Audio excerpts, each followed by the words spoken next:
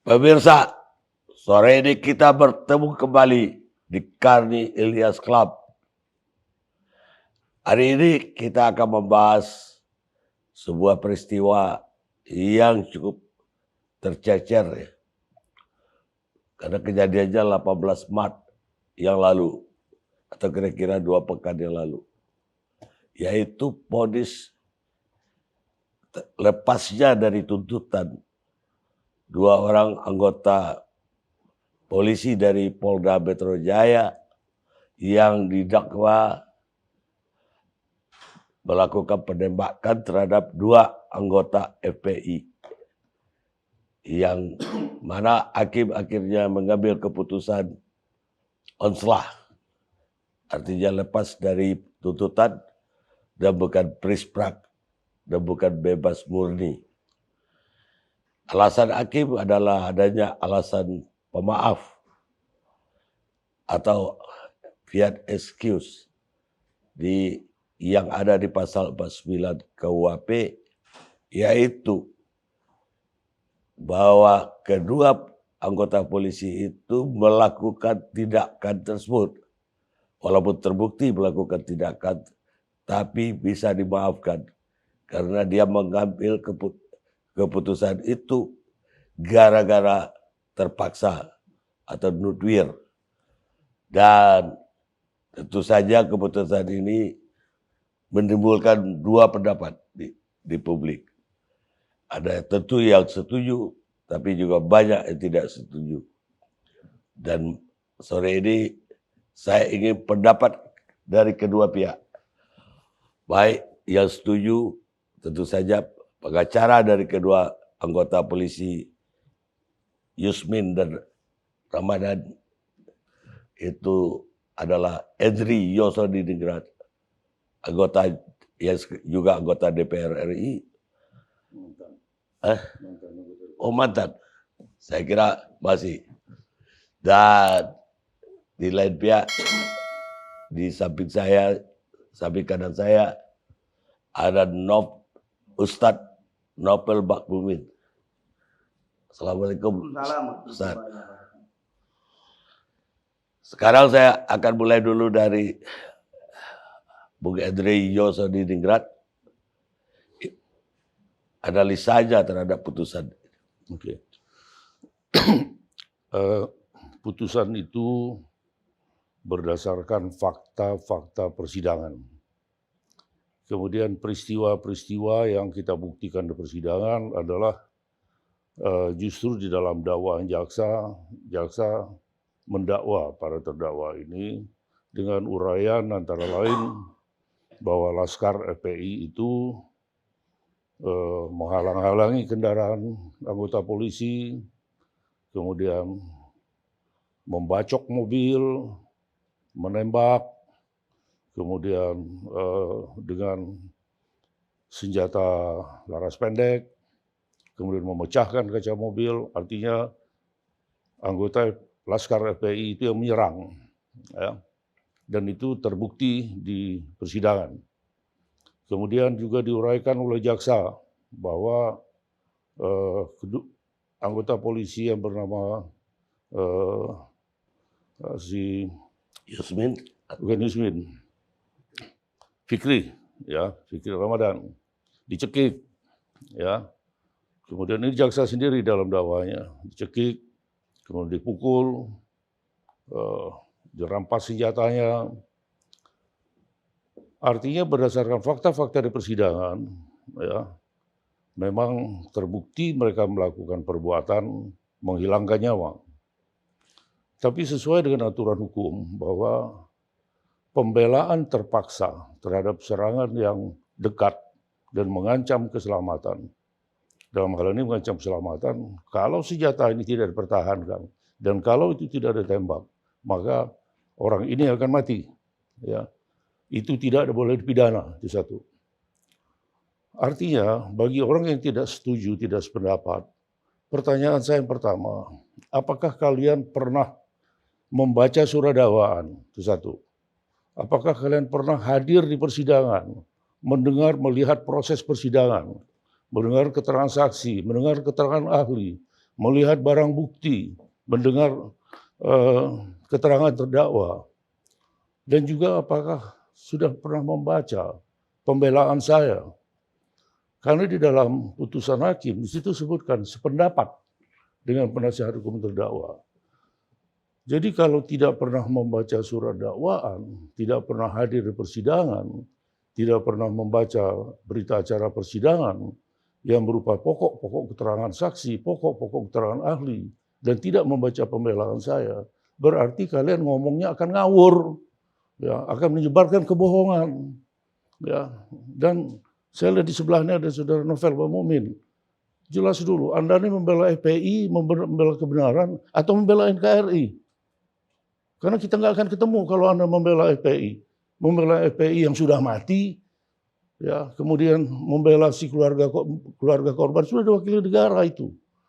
Nah, apalagi kalau FPI kan jelas mereka ingin merupakan kelompok radikal.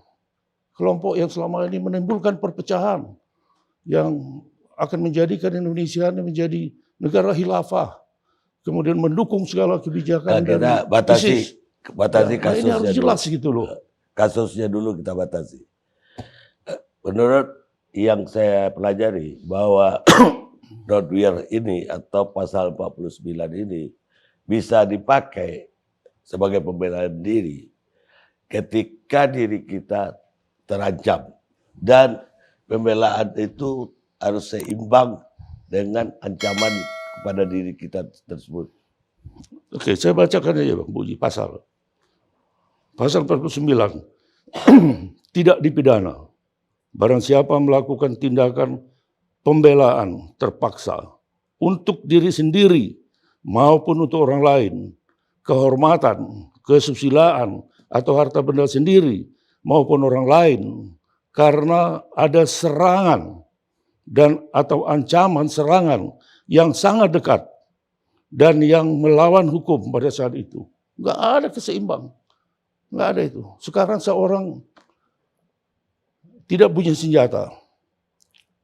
Kita sedang turun di tali, mengambil katakan misalnya di Gunung Batu, kita mau mengambil sarang burung. Ya, sarang burung walet. Kemudian dari atas, dia akan putus ini, tali ini. Kalau dia putus, saya mati di situ.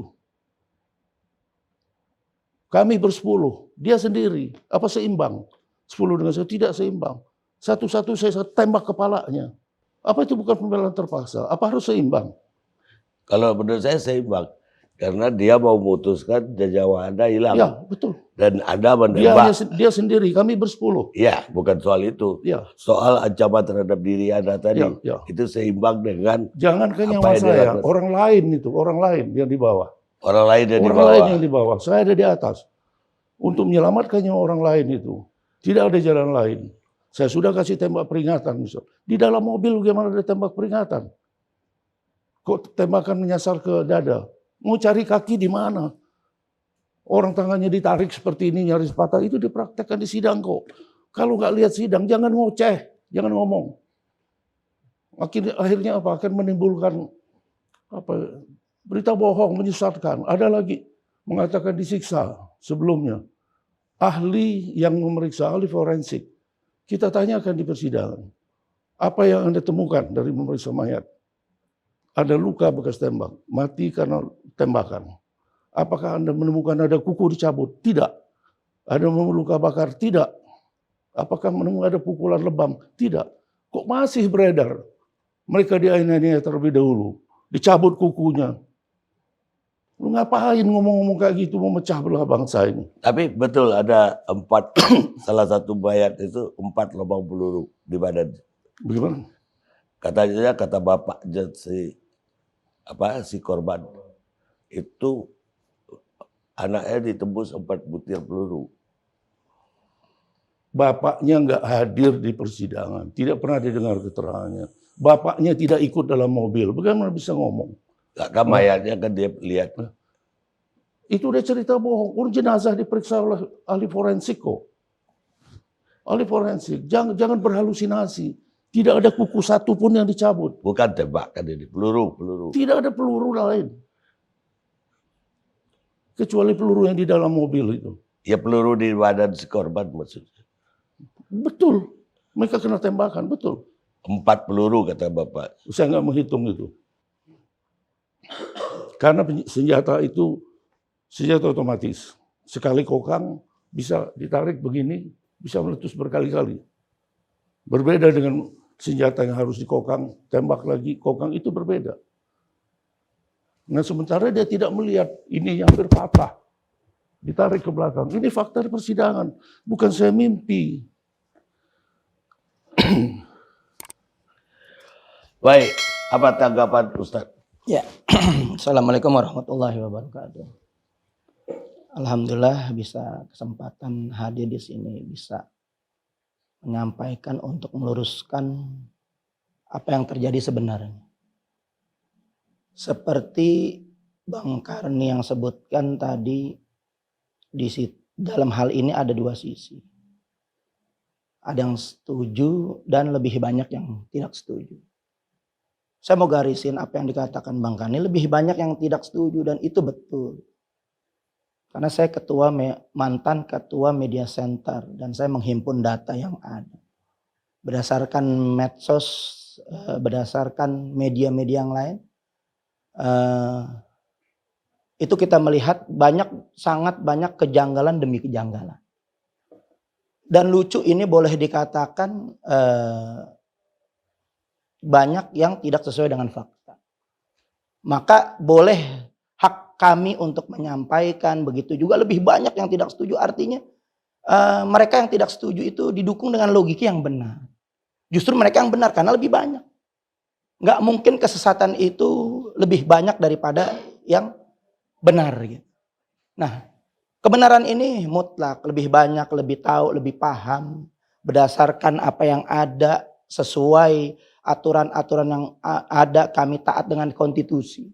Karena dalam KTA FPI sendiri, dan saya pernah menjadi laskar, itu tidak diperbolehkan untuk membawa senjata. Fakta ada senjata. Fakta ada senjata. Saya lagi ngomong sebentar. Ya fakta ada senjata. Ya selesai. Ya. Iya saya bilang kan Anda bilang dalam KTA nggak boleh bawa Anda senjata. ngomong saya nggak potong. Ya motong aja nggak apa-apa kok. Sekarang saya Iya, ngomong iya, dipotong. Ya daripada ngawur nggak Iya, kalau biar- ngawur. Ini biar kalau terus. saya punya hak, saya boleh Ya, silahkan aja ngomong, terus. untuk membuat ini kita dugaan sidang dagelan rekayasa. Anda bisa mengatakan tidak aja. sesuai fakta dari awal. Loh, yang Bang mana Karni tidak bilang, sesuai Bang Karni fakta? bilang lebih banyak yang tidak setuju. Loh, soal dengan setuju putusan nggak? itu. Putusan Ini ini orang berdasarkan media, fakta kita orang media. persidangan. Jadi udah lebih Anda tahu, udah kita mulai menghimpun ngaco. data. Ini nggak ketemu. Nggak bakalan emang ketemu. Yang hak batal nggak bakalan ketemu. Nggak usah ngomong, nggak usah hadir di sini kita. Ya Anda juga ngapain hadir di sini? Begini Kalau aja. udah tahu nggak bakal ketemu nggak usah hadir. Begini aja. Kau. Kita ini mengundang, Nggak. sama-sama menghormati mengundang. Nggak, gini. Artinya udah ada fakta. Ustadz, gini. Anda punya akhlak nggak? Enggak. Anda beragama? Enggak, saya mau. Kau. Apa? Ya Nah, jangan. ini beragama. Ini kita Maka ini berdasarkan ketuhanan Yang Maha kita Esa, mau- manusia, keadilan, kemanusiaan, Nggak usah beradab. seramain Kita saya. harus. Nggak usah seramain saya soal kita itu. mau diskusi ini atau mau ribut. Ya makanya kalau Kalau mau mau yang diskusi, diskusi kita tenang. Kau hebat sekali karena mau dilihat oleh masa. Udah lah, nggak usah gaya-gayaan sama saya lah. Nggak usah Nanya gaya-gaya. beragama Fakta atau yang ada, tidak. Anda hati-hati. Omongan Anda ini nuduh gaya-gayaan apa? Enggak, gini aja. Gaya-gaya apa? Gini aja. Hah? Ada pendapat. Kau jangan nanya saya beragama atau tidak. Iya, Jangan, makanya jangan. kita jangan Di sini, kita nggak mau di sini ribut. kita diskusi. Lalu- Menyampaikan fakta dan fakta. Jangan malu kita sama Iya, publik. tenang aja, tenang. Saya menyampaikan tenang. Malu kita mau. Jawab dengan argumen, fakta yang ada. Ini kan hak saya berbicara. Anda hak berbicara, saya nggak ganggu. Gini. Saya hormatin Anda. Saya udah diam. Saya minta. Saya sudah diam. Ya, Lanjut. sekarang ada. Bisa dilanjutin Biar- nggak, biar Bang? makanya Lanjut. tuh. Dan dia nanti Makanya jawab. tuh. Setelah Anda, dia. Masing-masing. Terusin. Ya. Ya, jadi ini kan kita melihat apa yang ada. Kita ini tunduk dan taat kepada konstitusi yang ada. Justru kita ini yang terdepan membela Pancasila. Karena kegaduhan ini, kerusuhan ini dimulai dari aksi-aksi atau kejadian-kejadian yang bertentangan dengan konstitusi negara. Artinya kenapa ini? Ini adalah suatu gelombang yang lama-lama bergulir-bergulir, bola sanjung kemudian memuncak. Dari mana? Dari timbul kegaduhan. Sebenarnya dari kelompok-kelompok pendukung penista agama. Itu saja sih. Nggak jauh. Kemudian kita sudah realisasi, kita sudah mencoba rekonsiliasi kepada pemerintah, komunikasi dengan intens untuk apa menyelesaikan masalah seperti ini agar jangan sampai timbul keributan-keributan di depan. Nah, kita ini justru mengawal NKRI ini untuk berjalan dengan baik. Karena kita bukan orang-orang radikal. Kan saya bilang, saya lanjutkan lagi. Saya punya KTA, kita semua punya KTA. Dan itu saya nggak jauh. Almarhum yang namanya Muhammad Faiz itu nggak jauh. Masih keluarga saya. Masih dari lingkungan masih keluarga saya. Itu nggak jauh. Dan saya bersama Fadlizon ketika itu menyaksikan, memandikan. Kalau Anda boleh tanya, lihat saja tanya dengan Fadlizon keadaan situasi jenazah ini yang situasi kondisi bagaimana itu sebenarnya kita tahu. Dan itu juga kita punya keterangan daripada dokter-dokter yang ahli. Cuman kan kita melihat ini artinya pelapor dia, saksi dia, semuanya dia. Yang kita juga justru saksi-saksi dari kita nggak dilibatkan. Bagaimana kita akan mau hadir sidang kalau saksi yang betul-betul kompeten, yang tahu fakta di lapangan itu nggak pernah dihadirkan, bahkan boleh dikatakan nggak diterima sebagai kesaksian. Tapi di BAP. Kenapa? Saksi-saksi itu BAP. Semuanya kalau di BAP itu sebagian, tapi sebagian lagi mereka nggak ada komunikasi dengan kami, tidak koordinasi dengan kami. Jadi ya kami melihat ini ya hak kita, ya kan, namanya warga negara hak untuk menyampaikan pendapat bahwa kita melihat sidang ini juga boleh dikatakan diduga kuat adalah rekayasa. Dan kita ya melihat ini ya kita maklumlah kita bukan siapa-siapa.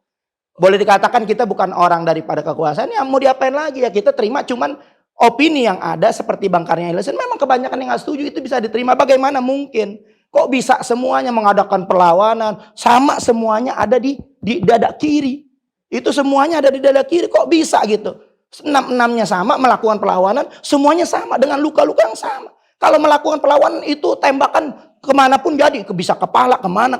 Ini sepertinya mohon maaf diduga seperti orang dieksekusi dengan sasaran yang tepat. Baik, cukup. Itu aja yang saya sampaikan. Cukup. Edri ada jawaban? Kalau tanya saya, sebagai penasihat hukum, sebagai advokat, saya hanya berbicara fakta. Kalau ngomong fakta ya fakta di persidangan, bukan fakta yang di luar persidangan. Kalau begitu, kalian tuntut itu ahli yang menerangkan bahwa tidak menemukan ada bekas lebam ini, tidak ada luka bakar dan sebagainya. Ya berarti dia memberikan keterangan palsu di bawah sumpah. Ya, jadi artinya sama aja bahwa menganggap bahwa persidangan ini nggak sah. Kasasi kan jaksa sudah kasasi, uraikan. Jadi saya nggak mau dibawa melenceng keluar dari bicara soal hukum. Ya, dan saya ingatkan jangan lagi nanya Anda beragama atau tidak. Belum tentu kita ini. Ya, saya nggak pakai baju begitu aja meskipun saya berhak pakai baju seperti yang kau pakai. Jadi saya pikir udah cukup lah Bang Karni penjelasan saya terkait dengan putusan itu. Pendapat saya hanya memberikan pendapat dari segi hukum. Jaksa kasasi nggak? Saya dengar jaksa kasasi. Oh, Hak benar. jaksa itu, saya hormati itu. Saya akan mengajukan kontra memori kasasi itu aja. Baik, kalau begitu. Pemirsa, kita akan ketemu Karni Ilyas Kelab yang akan datang.